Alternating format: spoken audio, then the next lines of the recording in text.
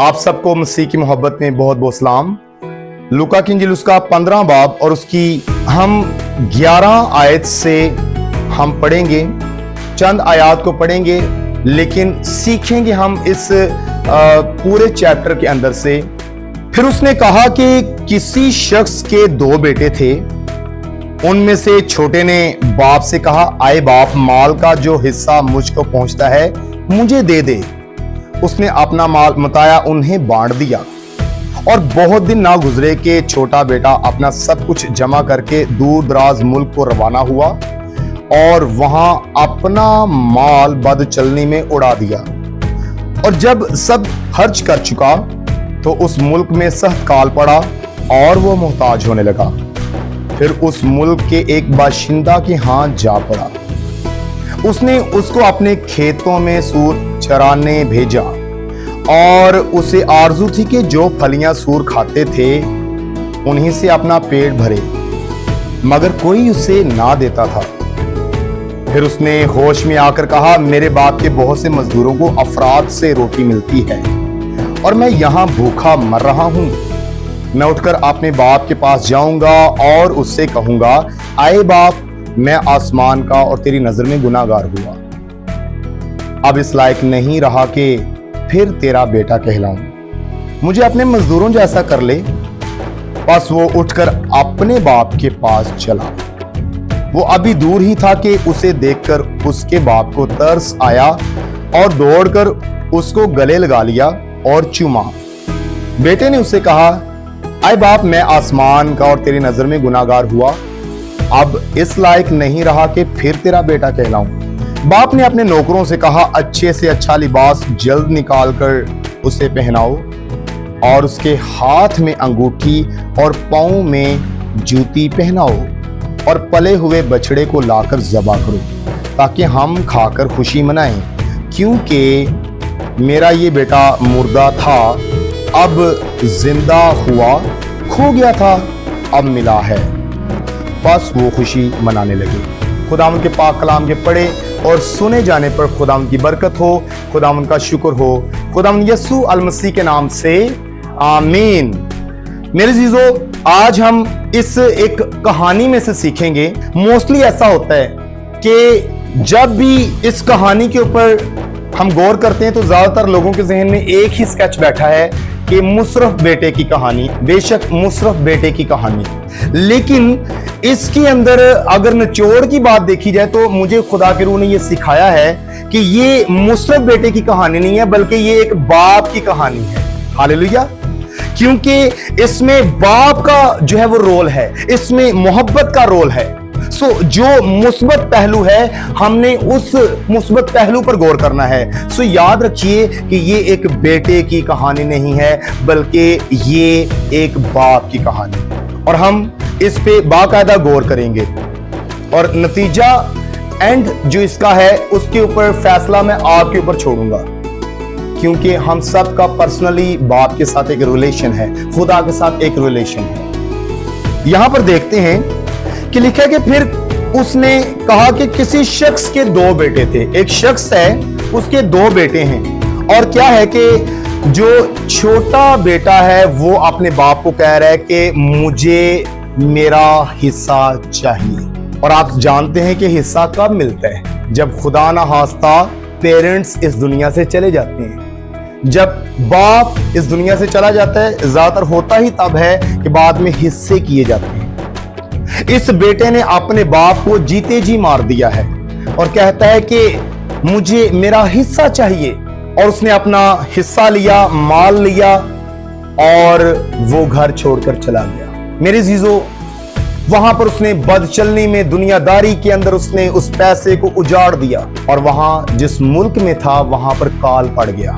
एक बाशिंदा के यहां, एक शख्स के यहां एक नौकरी मिलती है सूर चराने के हवाला से, उनकी देखभाल करने के हवाला से। पछता रहा है, कहता है कि मुझे ये फलियां नसीब हो जाए खाने के लिए जो फलियां सूर खाते हैं।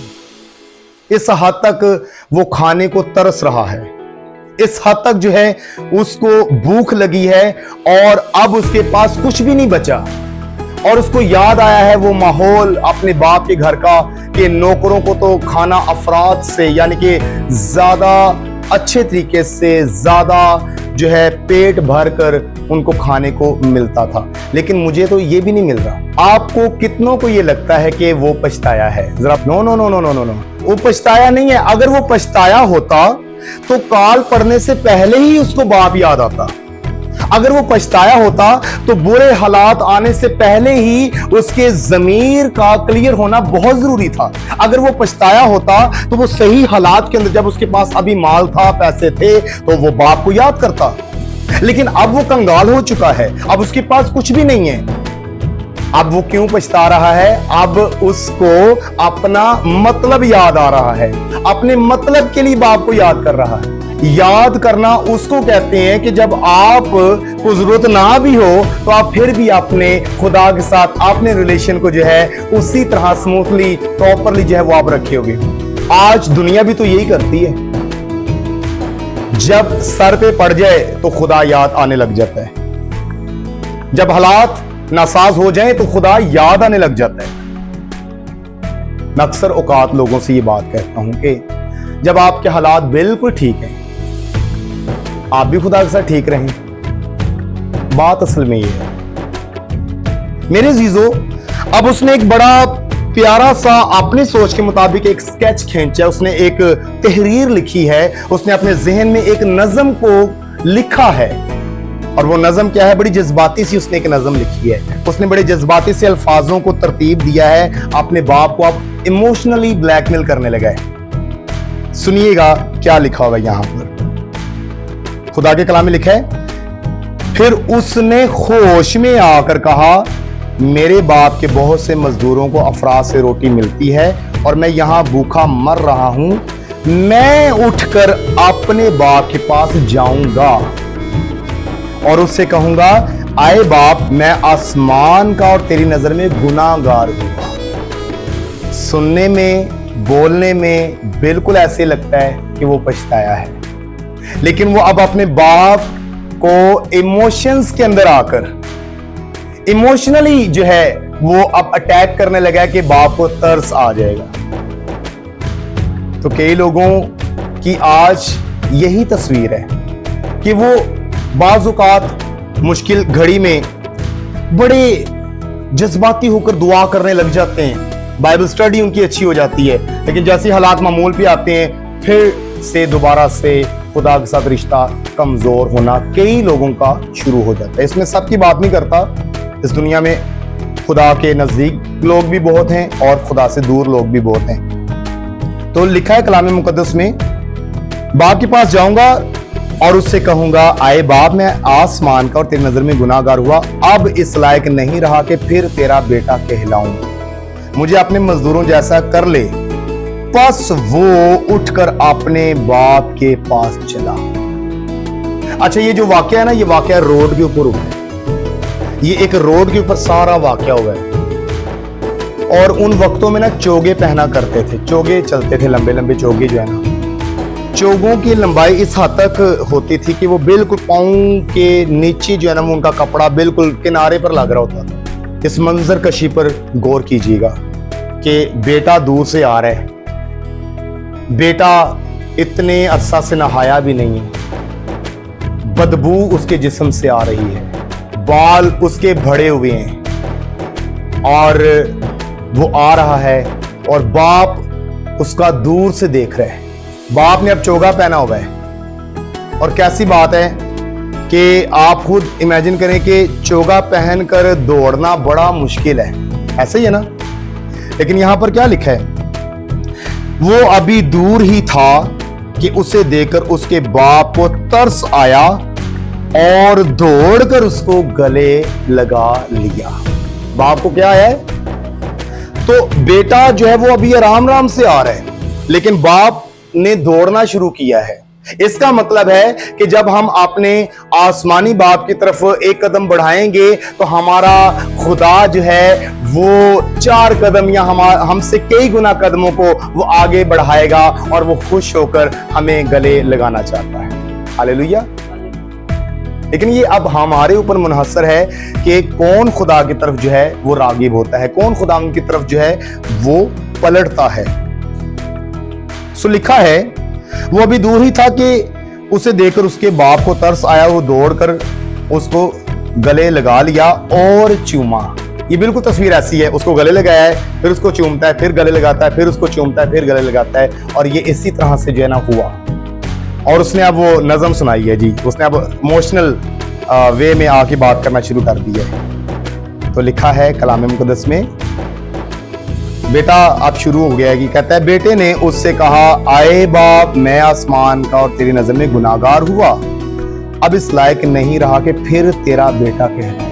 लेकिन उसने जिस वे में भी ये अल्फाज कहे हैं ना, ये अल्फाजों के अंदर जान है कि वो अपने आप को गुनाहगार जरूर कह रहे हैं, जिस वे में भी कह रहे, लेकिन वो कह रहे कि मैं गुनाहगार हुआ। और बाप का रिप्लाई देखें, बाप ने अपने नौकरों से कहा, अच्छे से अच्छा लिबास जल्द निकाल कर उसे पहनाओ, जल्द निकाल कर अच्छे से अच्छा लिबास, और उसके हाथ में अंगूठी और पांव में जूती पहनाओ। लिबास सफेद जामे की तरफ इशारा है, जो लिबास हमारे लिए रखा गया है। ये भाई और बड़े कमजोर हो गए सन। इस बेटे को जब वो लिबास पहनाया गया तो पूरा जिस्म इसका कवर्ड हो चुका था, इसकी उंगलियां तक भी नजर नहीं आ रही थी। तो इसमें सीखने की बात बता क्या है, जब हम अपने खुदा के पास वापस आ जाते हैं, जब हम अपने यस्सु के पास वापस आ जाते हैं, तो क्या है कि हमारा खुदावन हमें इस तरह से गले से लगाता है कि हमारे गुनाह छुप जाते हैं, और क्या है कि वो हमें पाकीज़गी का लिबास, वो हमें कुव्वत का लिबास पहनाता है। हालेलुया। और इसी तैयारी के अंदर फिर आगे जाके सफेद जामे भी पहनाए जाएंगे, दिए जाएंगे, खुदा की तरफ से प्रॉमिस किया गया है। उस लिबास तक आने के लिए मुझे और आपको जद्दोजहद करने की जरूरत। बाज़ औक़ात कुछ जुमले बड़े वक्ती तौर पर लग रहे होते हैं, लेकिन अमली तौर पर लाना बड़ा जरूरी है। अंगूठी का जिक्र आया है, तो ये उसकी बादशाही की तरफ इशारा है, क्योंकि अंगूठियां इस तरह से ये बादशाह लोग पहनते हैं, ठीक है। और पांव में जूती पहनाओ। तो अगर आप इफ्सियों 6 बाब और वहां पर सुलह की तैयारी के जूते वो हथियार है, ये सुलह की तरफ इशारा है। जो पांव में जूती पहनाने का जिक्र है ना, ये एक्चुअली स्पिरिचुअल रैंडम में देखें तो ये उस सुलह सलामती को जाहिर कर रहा है। तो आगे लिखा है, और पले हुए बछड़े को लाकर ज़बा करो। ये पले हुए बछड़े का जिक्र क्यों है? ये बर्रा की ज़ियाफत की तरफ इशारा है, जिसके लिए मुझे और आपको तैयार होने की जरूरत है। बर्रा की ज़ियाफत आज मुझे और आपको बुला रही है, वो बर्रा इंतजार कर रहा है। तो लिखा है, ताकि हम खाकर खुशी करें, खुशी मनाएं, क्योंकि मेरा ये बेटा मुर्दा था अब जिंदा हुआ, खो गया था अब मिला है, बस वो खुशी मनाने लगे। अच्छा जी, अगली जो तस्वीर है ना, कलाम की एंडिंग की तरफ हम जाएंगे, वो समझें कि एक मॉरल है मेरे लिए और आपके लिए। लेकिन याद रखिएगा कि ये एक ऐसा वाक़या है, ये जो स्टोरी है ना, ये एक ऐसा वाक़या है कि ये ना हला के अंदर ही छोड़ दिया गया है, इसका एंड नहीं है। जब अगर हम एंड तक इसकी आयात को रीड आउट करें तो इसका एंड नहीं है, ये एक हला के अंदर ही है। मजीद आइए गौर करते हैं 25 आयत से। लेकिन उसका बड़ा बेटा खेत में था, जब वो आकर घर के नजदीक पहुंचा तो गाने बजाने और नाचने की आवाज सुनी। यहां पर अब ना स्पिरिट ऑफ जेलसी आ गई है। वो अपने नौकर को कहता है, लिखा है, और एक नौकर को बुलाकर दरियाफ्त करने लगा, ये क्या हो रहा है? उसने उससे कहा, तेरा भाई आ गया है और तेरे बाप ने पला हुआ बछड़ा ज़बा कराया है, क्योंकि उसे भला चंगा पाया। लेकिन अब बड़े बेटे का रिप्लाई सुनिएगा। वो गुस्से हुआ और अंदर जाना ना चाहा, मगर उसका बाप बाहर जाकर उसे मनाने लगा। उसने अपने बाप से जवाब में कहा, देख, इतने बरसों से मैं तेरी खिदमत करता हूं और कभी तेरी हुक्मदुली नहीं की, मगर मुझे तूने कभी एक बकरी का बच्चा भी ना दिया कि अपने दोस्तों के साथ खुशी मनाता। लेकिन जब तेरा ये बेटा आया जिसने तेरा माल मताया कसबियों में उड़ा दिया, तो उसके लिए तूने पला हुआ बछड़ा ज़बह कराया। बाप का जवाब देखिए। उसने उससे कहा, बेटा तू तो हमेशा मेरे पास है और जो कुछ मेरा है वो तेरा ही है। वाह, कैसी तस्वीर है कि बाप ने पहले बेटे को भी गले से लगाया है ते दूसरे ने भी मनाने वास्ते बाहर आ गया। सुख पहले बेटे ने भी नहीं दिता सही ते दूसरे ने भी दुख ही दिता है बाप ने। बाप शुरू से मनाता आ रहा है, खादमों की सूरत में, कलाम मुकद्दस की आयात की सूरत में, डिफरेंट कैटेगरीज में बाप आज भी मना रहा है। ईमानदारी से बताइएगा, क्या आपका दिल करेगा कि बाप मनाता ही रहे और आप माने ही ना? क्या ख्याल है, क्या कहेंगे आप? एक बेटा बर्रा की ज़ियाफत, यानी कि वो अंदर जा चुका है, एक बेटा बाहर है और वो मान ही नहीं रहा। लिखा है, बाप कह रहा है, लेकिन खुशी मनाना और शादमान होना मुनासिब था, क्योंकि तेरा ये भाई मुर्दा था, अब जिंदा हुआ, खोया हुआ था, अब मिला है। तो यहां पर ये आयात खत्म हो जाती हैं। ये एक खला के अंदर है, यही तस्वीर है। बाप मना रहा है, बेटा अंदर नहीं जा रहा। पहला बेटा अंदर चला गया है और ये आयात कहां पे खत्म हुई है कि यहां पर ये नहीं बताया गया कि दूसरा बेटा मान गया कि नहीं। इन आयात में ये नहीं बताया गया कि बेटा अंदर चला गया कि नहीं, बल्कि मनाने के ऊपर ही जो है ना वो आयात खत्म हो गई है कि वो मना रहे हैं और बड़े बेटे का गुस्सा अपनी जगह पर बरकरार है। आज ये सवाल मैं आपके ऊपर छोड़ता हूं, आपने अंदर जाना है कि बाहर ही रहना है? बर्रा की ज़ियाफत के लिए तैयार होना है कि बाहर ही रहना है? आज गौर कीजिएगा। यीशु मसीह जल्द आने वाले हैं। यीशु मसीह ने व्हाट्सएप पे मैसेज करके नहीं आना। क्यों कैसर भाई? यीशु मसीह अंदर, वेरी गुड जी, बेटी सारा के लिए जोरदार तालियां।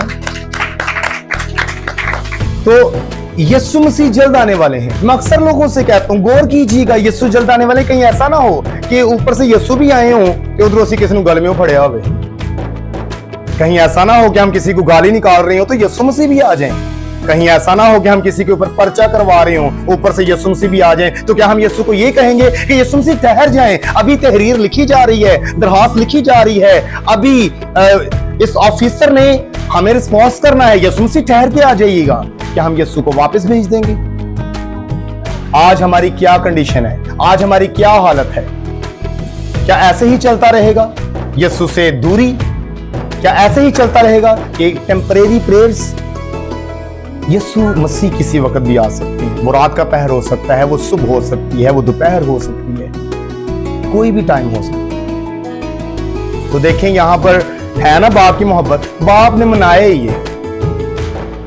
तो बाप का प्यार देखें कैसे है कि खुदा ने दुनिया से ऐसी मोहब्बत रखी कि उसने अपना इकलौता बेटा भेज दिया ताकि जो कोई उस पर ईमान लाए हलाक ना हो बल्कि हमेशा की जिंदगी हो। लिखा है जो कोई, वो कोई भी हो सकता है।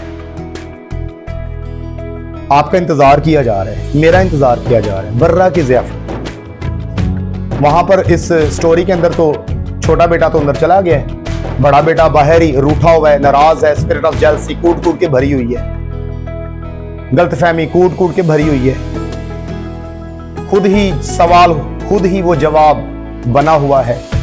और यही तस्वीर आज बहुत से लोगों की है। मेरे चीजों, जिसका रिश्ता खुदा के साथ मजबूत हो जाएगा उसका दुनिया में हर रिश्ता मजबूत हो जाएगा। जरूर है कि आज ये फैसला आपके ऊपर है कि बाहर रहना है या अंदर जाना है। सो खुदा मुझे आपको इस कलाम के वसीला से बहुत ज्यादा बरकत बख्शे।